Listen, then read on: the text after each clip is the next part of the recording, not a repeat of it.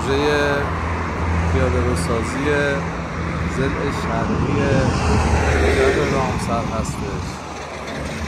این پروژه به طول 130 متره. کار جدول کشی، کانیو گذاریش و فضای سبز میانیش و کفپوشش، زیرسازیش، همه اینها تو این پروژه دیده شده. البته اینجا ما باید دیواره داشته باشیم. دیواره رو تو اولین فرصت ممکنه باید کارهای مناقصه‌شو انجام بدیم، به این خاطر که ارتفاعی که داریم خیلی ارتفاع زیادیه، بالای 4 متر ارتفاع هست،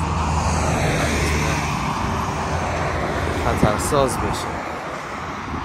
پروژه تو پروسه زمانی 3 ماهه با این پیشرفت عملیات شکل گرفته. پیمانکار کار تهیه کفپوشش رو داره انجام میده.